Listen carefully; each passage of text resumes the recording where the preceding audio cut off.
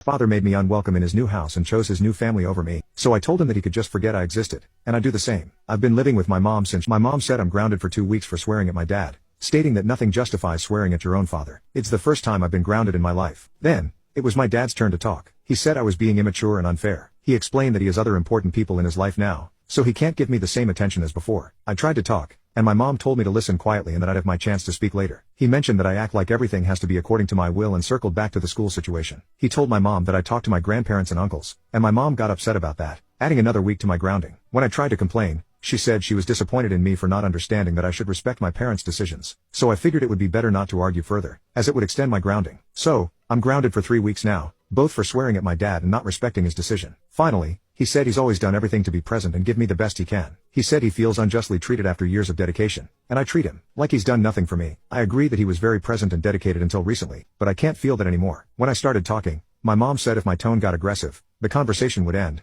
as it's meant to be a friendly discussion, not a fight. I tried to stay as calm as possible so that the conversation wouldn't end before I could express what I was thinking. I said I understood that there are more people I need to share my dad's attention with now. However, these people are always with him since they live together, and the little time I'd have with him would only be on weekends. I mentioned that for the first time, he brought up the legal aspect that I'm only entitled to be with him every other weekend. I said this showed that he deliberately chose to decrease the time we spent together. I also said that having new people around doesn't mean he can forget about my feelings or me. I told him that the photo he posted at the amusement park with the caption "Me and my boys" hurt me deeply. My mom hadn't seen the photo, so I showed it to her, and she was upset with my dad, too. I said I understood the difficulty of moving to my stepmom's house, but I felt extremely unjustly treated by the arguments presented. It was as if my stepbrother's difficulty sharing a room with me was just as important as a good educational opportunity for. I said he should be concerned about my future, but the only opinions that matter are those of his new kids. He said I was misinterpreting things but that he'd be more careful about posting pictures and captions that could hurt me. About the weekend issue, he said we're all still adjusting, and indeed, he'd like me to be able to come over every weekend like it used to be. But now, since more people are involved, he needs more predictability. I mentioned again that he was putting others' desires ahead of mine and that my wishes were never a priority compared to theirs. This showed me that he had a preference. He fell silent for a moment and then said he'd fix this situation. I'll always be welcome to visit and stay where he lives. He also said he wouldn't repeat the every other weekend visitation arrangement. He said the school issue is more complicated but that he's still looking into a solution. He again said I need to understand that circumstances change, and I'm still his priority, but now more people are involved. He mentioned he knows it's not easy for a 15-year-old,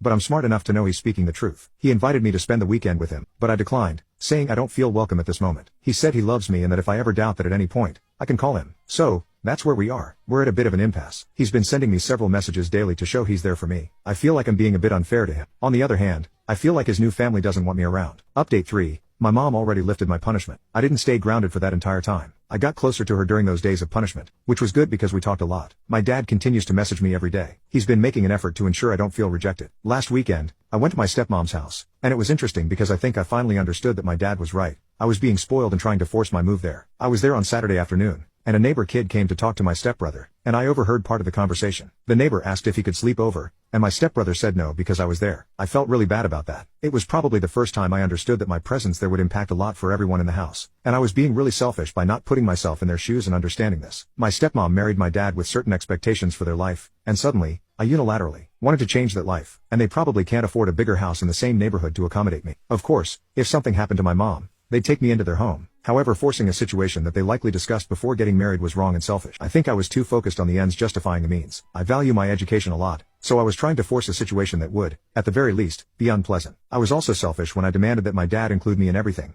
like in the photo at the amusement park. I still don't like what he wrote, but he'll have to have moments alone with my stepbrothers. Anyway, that's it. I don't think there will be any more updates after this. I've learned my lesson that I need to listen to others more, put myself in their shoes, and control my reactions, which can be unfair. Now comment update to tag you on part 3.